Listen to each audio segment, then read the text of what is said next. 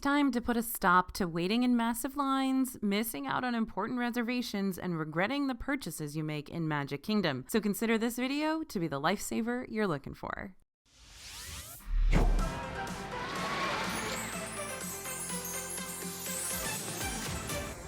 Hey everybody, it's AJ for Disney Food Vlog. Magic Kingdom is a fan favorite park for so many people out there, and for good reasons. It's whimsical, it's family friendly, it's the OG in Disney World, and we usually leave with a big old grin across our face by the end of the day. Keyword, usually. But when easy mistakes spill across your plans and threaten to stain your perfect MK day, sometimes it feels impossible to bounce back from those. So today we're going to cover the major mistakes you could unknowingly make in Magic Kingdom and provide you with solutions for what you can do instead. As I always say, we make all the mistakes in the park so that you don't have to. So I guess we should start with talking about one of the biggest additions to Disney World. You shouldn't assume there will be a normal queue for the newest coaster. So we've waited and waited and waited to ride Tron, and now it's finally time. Almost. Getting in line for this ride isn't going to be as easy as just showing up to the park and walking right over to Tomorrowland, though. Instead, Magic Kingdom will be using a virtual queue/boarding pass system for the high-speed coaster. This means that a traditional standby line will not be offered in its opening months, and that means even if you have a park ticket and valid park pass reservation, you still won't be able to ride this new ride if you don't get into that virtual queue. The stakes are high. So here's what you're going to need to do to get into that virtual queue. First, download the free My Disney Experience app ahead of time and make sure you and your group are all registered and connected to one another. Second, know exactly when you'll be able to enter the virtual queue. Full details for how this virtual queue will work and what times throughout the day boarding passes will become available haven't been announced yet, but for other virtual queues we've seen in Disney World, like the ones for Guardians of the Galaxy Cosmic Rewind in Epcot, guests have had 2 daily opportunities to secure a boarding group, once at 7 a.m., another at 1 p.m. Keep in mind that you won't be able to enter the virtual queue for both times, only one.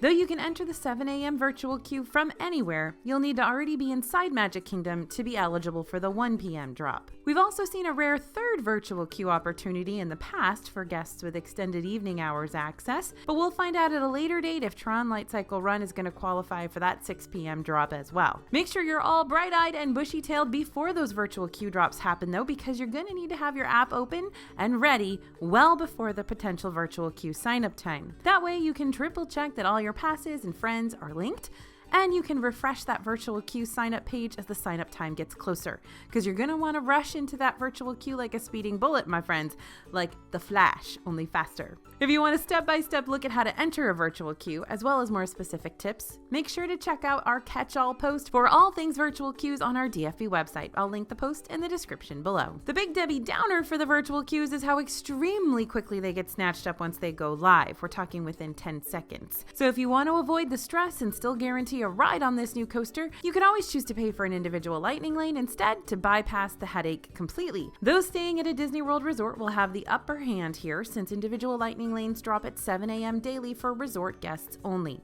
Everyone else will have to wait until the park opens to purchase them. And by then, the Seven Dwarfs Mine Train individual lightning lanes will probably still be around, but more than likely, the Tron ones will already be sold out. I know, it's all a mess, but the My Disney Experience app does a pretty good job of holding your hand and using as few steps as possible for you to get a hold of these little individual lightning lanes and boarding groups. So make sure you download the app ahead of time, study up on it, familiarize yourself with where you're going to need to go on the day of your Magic Kingdom visit.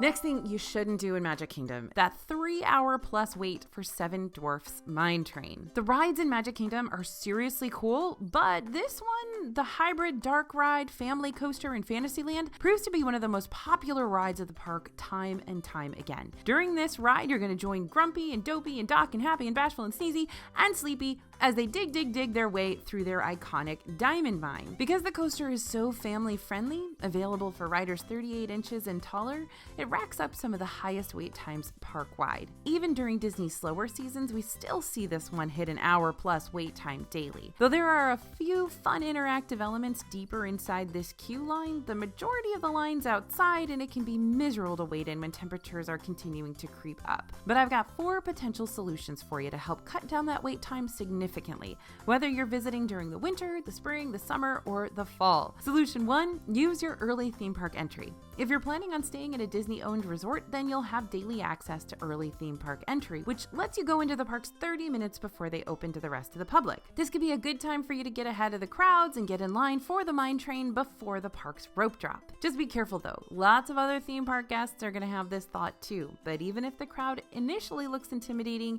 it should still be less of a wait than you'll experience by midday. Now, all of that said, Tron is opening on April 4th, and when Tron opens, everyone's going to run to that ride first during early theme park entry. So, if Seven Dwarfs Mine Train is your family's priority, then you might have an even better time of it if you hit up that ride first during early theme park entry.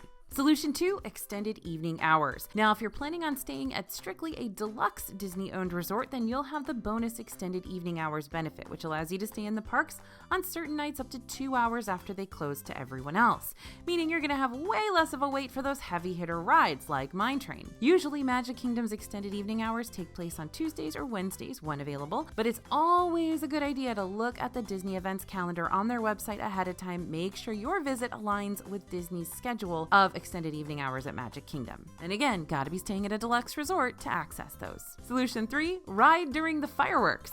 If you're not big on the nighttime spectaculars and you'd rather use that time to hit up some last minute rides, then Mine Train's wait usually dips down during the end of the night fireworks show. And if you're lucky, you may even be able to catch a ride on this one when the fireworks are going off, giving you a very unique vantage point of the show. And solution 4, purchase an individual lightning lane for this one. Per the release of this video, Mine Train is still a ride that you'll have to purchase a lightning lane for separately from your standard Genie Plus purchase. If you want to bypass the main queue in exchange for a much shorter queue line, you gotta pay to play. Individual lightning lane prices for Mine Train range around $10 to $12 per person for a single ride through. So if you think that extra cost will be worth it for you and your group to not have to wait potentially hours to get on a pretty short and sweet ride, plan to save and maybe forfeit one of those gift shop souvenirs for this priority experience instead. Now, again, when Tron opens, all bets are off. Disney tends to have one individual lightning lane ride per park. So we do know that Tron will have an individual lightning lane, but they have not yet announced whether or not Mine Train will be taken off that list and added to the regular Genie Plus list. So stay tuned and we'll see after April 4th if the option to get an individual lightning lane for Mine Train still exists. The next thing you do not want to do in Magic Kingdom is forget to grab your park pass reservations. You know how I said earlier that lots of people consider Magic Kingdom to be their favorite park? That comes with its major disadvantages, because Magic Kingdom is the most popular park out of the four. It's the park that consistently and quickly runs out of park pass reservations, aka the tool that saves your spot in the parks when you purchase your tickets, and you have to have it, it's required. This problem isn't going to get any better as the year progresses. If anything, it'll probably get worse once April rolls around, and that's because Disney Enchantment will be having its last show on April 2nd. Happily Ever After is returning with brand new projections to replace Disney Enchantment as the park's nighttime spectacular. That starts April 3rd.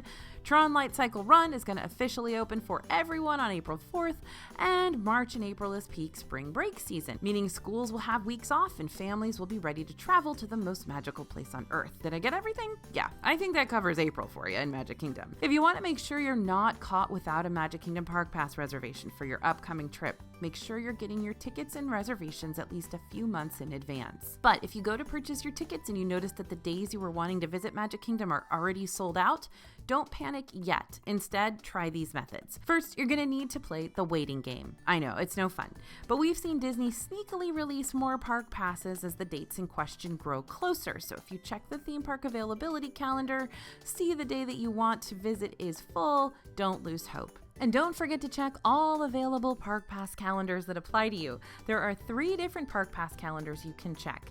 One for the standard theme park tickets, one for those with a hotel, and one for annual pass holders. So even if there's no Park Pass availability for the standard ticket calendar or the annual pass holder calendar, you can also check the hotel reservation calendar. The DFB team also makes sure to keep y'all updated whenever Park Passes are replenished, so check back on the DFB website often for the latest news updates. And second, take advantage of park hopping. If you have a park hopper ticket, you can head over to a different park than the one you have a reservation for beginning at 2 p.m.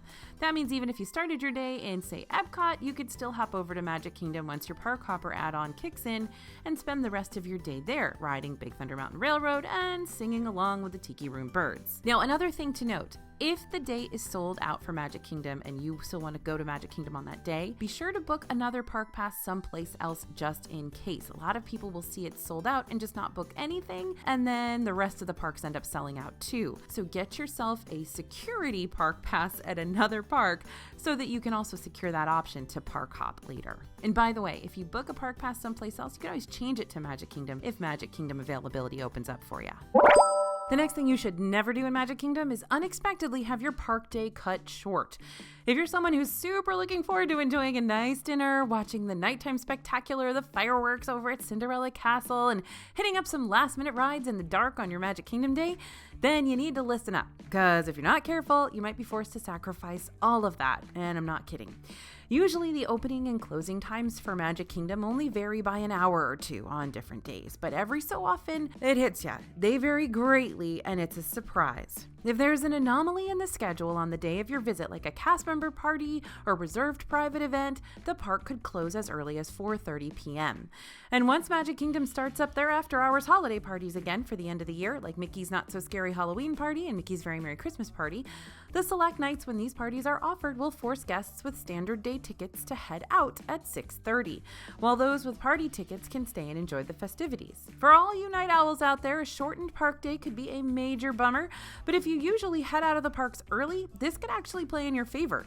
After all, days when park hours need to be cut short are often not as busy, making it easier to get on more rides with fewer crowds. Whatever the case may be, it's always good to, again, check all the Disney World calendars online so you can get a good idea of what the different park hours are going to look like on the week of your vacation. And don't just check them once. Don't just check them once like a year before when you book your trip. Check them regularly up until your trip, because things can happen. Private events can be booked, and it could be a situation that 2 weeks ahead of time, they actually change those park hours. So take a final look before you leave for your trip, just so you're not caught off guard. Now this next one, I know you're not going to do this in Magic Kingdom, right?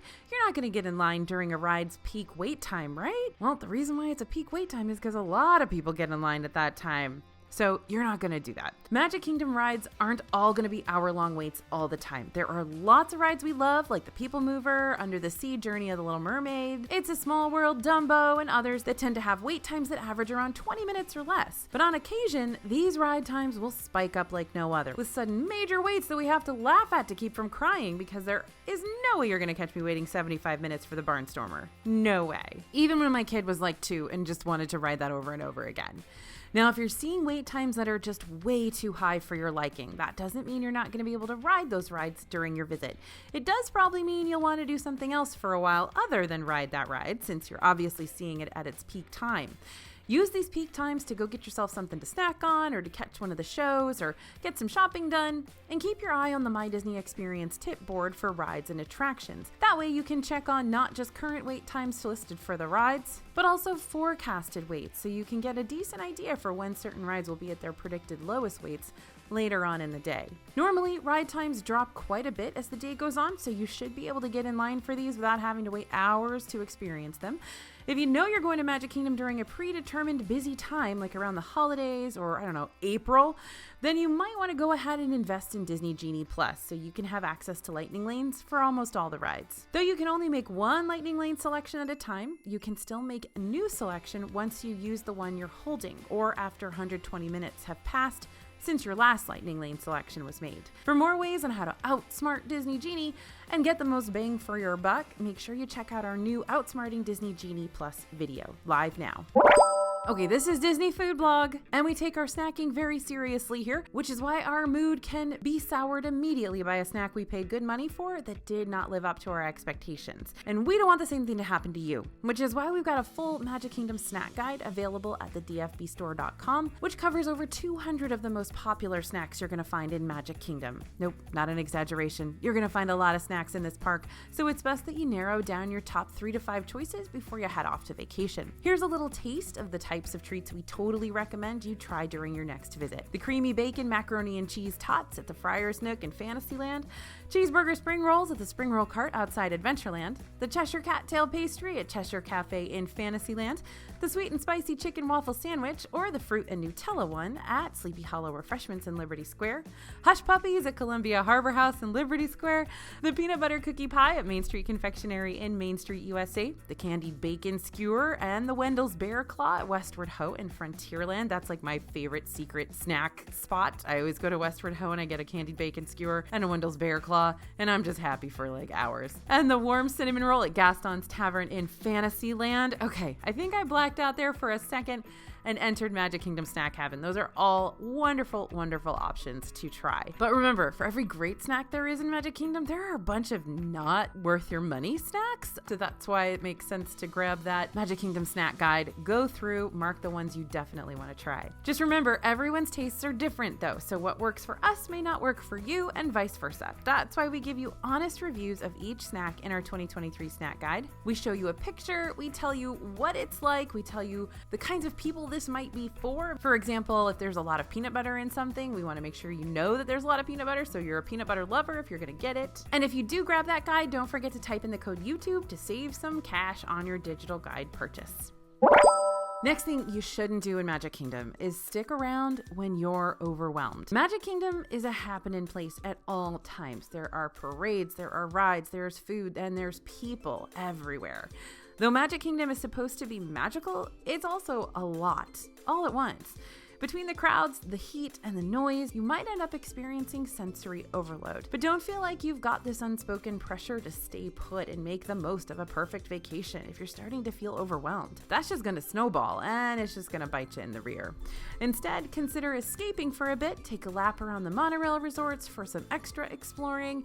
Disney's Grand Floridian, Disney's Polynesian Village Resort, and Disney's Contemporary Resort each have beautiful theming, great restaurants, tons of shopping, and each of them is just a monorail ride away. You can also take a boat ride over to Disney's Wilderness Lodge to escape into the great outdoors and chill at one of their lounges, enjoy a seat by the fireplace, or just listen to the babbling brook running straight through this deluxe hotel. Once you feel like you're relaxed and ready to take on Magic Kingdom again, you can go ahead and re-enter the park at any time. Just have your Magic Band or Key to the World card handy to re-scan in at the front gate. There are also several places inside Magic Kingdom you can escape to if you need a quick getaway from the crowds. The indoor shows like Carousel of Progress or Country Bear Jamboree, they usually have low wait times and give you the opportunity to sit back and relax for a decent amount of time in the AC. Some of the side streets of Main Street USA will get you off the main drag and over to a few secluded tables where you can sit for a spell. The very back dining room of Pecos Bill Tall Tale Inn and Cafe on the side of the restaurant that's closer to Pirates of the Caribbean and Adventureland, that normally isn't too crowded and should give you a nice escape from the heat. And right next door, Tortuga Tavern, if it's not open, then there's not going to be anybody in there. That's a great place to go take a seat as well. And Tom Sawyer's Island is a wonderful place to explore if you want something a little more off the beaten path in Magic Kingdom that's both entertaining and relaxing. Next, it's easy to get caught up in your itinerary of must-dos and completely overlook the little things. The 6 different lands of Magic Kingdom aren't all rides and restaurants and nothing else. The details that build each of these areas are also part of your ticket price and make this park all the more immersive. So what are some of the cool underrated gems that you won't want to miss out on during your next visit? Here are a few of our personal favorites. Main Street USA has that functioning barber shop. The Harmony Barber Shop will make sure you're looking nice and spiffy with a fresh shave and haircut, 2 bits. They even have a special package for your child's first haircut, complete with a pair of Mickey ears and a lock of their hair in a baggie of pixie dust. Adventureland has a full-on pirate's quest you can embark on. A pirate adventure, Treasure of the Seven Seas, lets guests explore Adventureland in 5 different interactive raids. During your journey, you'll help Captain Jack locate the treasures of the Seven Seas while fighting off Captain Barbossa, the Royal Navy, and other enemies lurking nearby. If guests help Captain Jack succeed in all 5 missions, they'll receive a special completer card signed by the rum-loving captain himself. Frontierland has its own rootin' tootin' shootin' gallery. You can fire at over 100 targets in this little Wild Wild West setup, but it'll cost an extra fee to play. A lot of people walk right by the shootin' gallery. Liberty Square has a murder mystery for you to solve. See those 5 busts lingering outside the Haunted Mansion? If you read the epitaphs of each, you'll quickly find out that someone might have slipped up and poisoned wealthy Uncle Jacob. But the big question is, who done it? I won't give it away. That's up to you to solve. Fantasyland has a reptilian scavenger hunt over by the Tangled themed restrooms. You can track down 10 hidden Pascals in a fun outdoorsy search and find. He's a clever little chameleon, so he can be tricky to spot. But we do have a DFB post with all the answers if you're looking for a cheat sheet. Okay, one more. How about we head into Tomorrowland to take a picture of that famous purple wall? The purple wall can be found off to the right of Tomorrowland right before you enter the area. It's become a pretty iconic photo spot over the years because of its geometric design work and pleasant purpley tone. So if you want to get in on the trendy fun, now you know where to go. Okay, now this one is near and dear to my heart. That's why we're talking about it on the channel. Please don't feel weird about meeting characters. You know the old saying, don't meet your heroes? Well, you don't really have to listen to that advice when you're in Disney World. There are several opportunities to meet heroes and villains alike within each land. We even got to see some well-loved meet and greet locations recently return to the park after being out of commission since the closures in 2020. Pete's Silly Sideshow and Ariel's Grotto in Fantasyland are both back, and Enchanted Tales with Belle has returned as well. But I understand that for some, meeting characters can feel like more of a chore rather than actually being fun. I mean, if you're one of those partygoers who finds any reason to duck out of an event early, then why on earth are you going to willingly wait in line to talk with Cinderella or Pluto, you know? Okay, I actually do know. Many of us suck it up for our kids, but even kids can experience meet and greet anxiety too, maybe even worse than the adults. Before you get in line for a character meet and greet, prepare what you want to say ahead of time.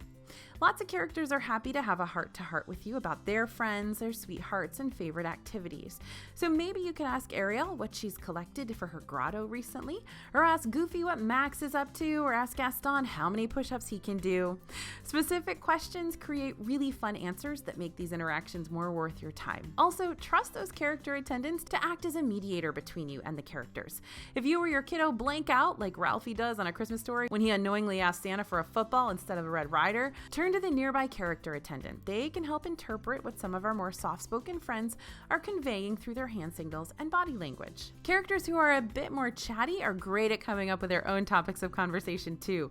And if you'd rather keep things brief, say hello, give a hug, have an autograph signed, take a picture, wave goodbye, bam, you're done. And characters will definitely take your lead if they see that you don't want to hang around, you just want to say hi and take a picture. They will be completely amenable. But if you really don't want to meet a character, yet you'd still like to see them from at least afar, check your My Disney Experience app to find out when the cavalcades and Festival of Fantasy Parade is happening that day. That way you can see characters like Belle and Stitch and Mickey Mouse without the one-on-one interaction. All right, now it's time to talk about restaurants. We hit up snacks. Now for the restaurants. Cinderella's Royal Table, Be Our Guest Restaurant, Crystal Palace. What do these restaurants have in common? They're the 3 most popular places to eat in Magic Kingdom, and if you want to grab a table at any one of these, you're going to have to jump on those advanced dining reservations pronto. So we don't want you to miss out. Let's talk about how exactly you're going to make that happen. Your first course of action. Get up early on the day that marks 60 days out from your first day of your Disney World trip to jump on those advanced dining reservations as soon as they go live. And I don't mean call. I mean get on the Disney World website or your My Disney Experience app to make them. Because if you call, you're going to be put on hold. And if you're put on hold and it lasts a little while, you're going to have to kiss those reservations goodbye. Advanced dining reservations will open up 60 days out at 6 a.m. Eastern, but you'll want to get online around 5:30 or 5:45 a.m. just in case they drop a little earlier. And don't wait until the day you need reservations to find out where you need to go to make them.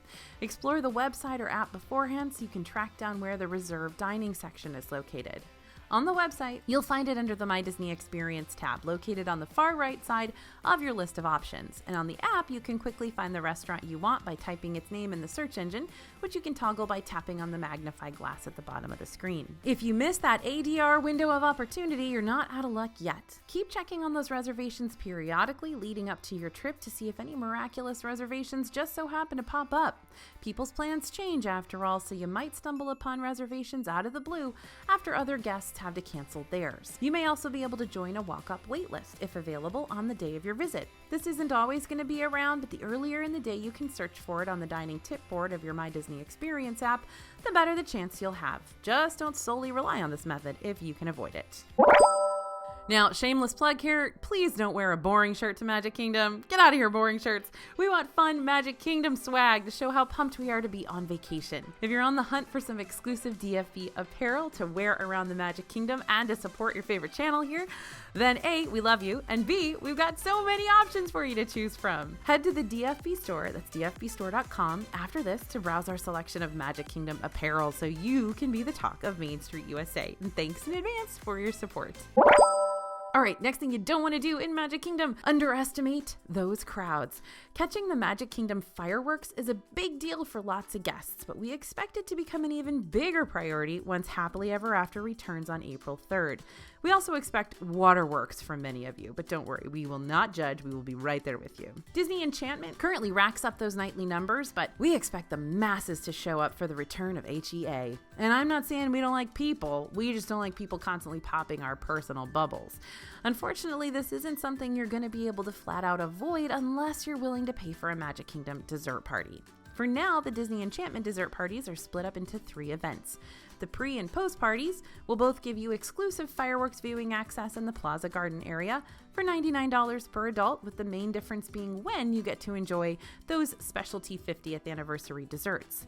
While the Treats and Seats party lets you have your desserts and your fireworks views too over at Tomorrowland Terrace for $114 per adult and a chair. But let's say you don't want to pay a lot of extra money for good fireworks views. What then? Well, tip number 1, planning is everything. Oftentimes we like to track down our fireworks spot early on, even if we don't plan on setting up camp there just yet.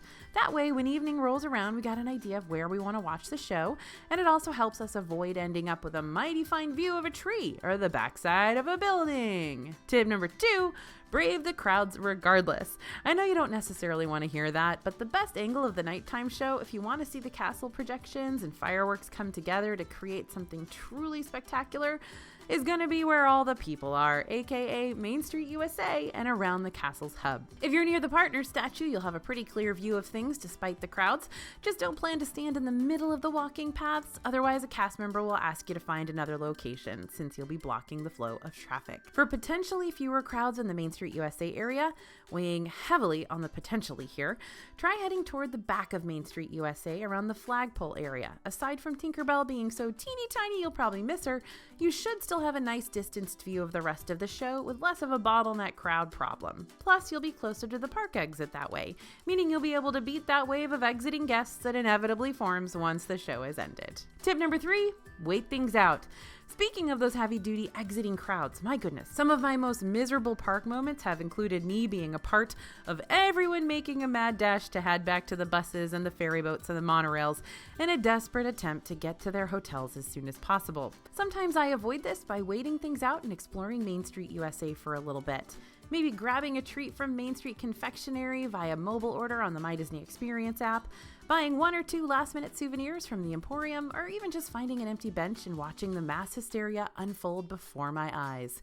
That's Disney for ya. Main Street USA does stay open an extra hour after the parks close, so you can wait out the initial mass exodus just hanging around and killing time. Maybe I'll be there, sitting on a bench. That's what I like to do. Other times, if I really don't want to stick around and I'm more than ready to go home, or if I have a kid with me and he's exhausted, I'll turn to the premium minivan service. The minivans are part of Disney's own rideshare service, operated through the Lyft app. They provide a direct and private ride from one location to another at Disney World Resort. Minivans come in handy because unlike the regular ride shares who have to come and pick you up at the transportation and ticket center, which means you'll still have to wait in those awful lines for a ferry or monorail to get you there, minivans can pick you up right at the front gate of the park for a quick getaway. Just make sure to budget for this extra expense ahead of time because this convenience does not come cheap.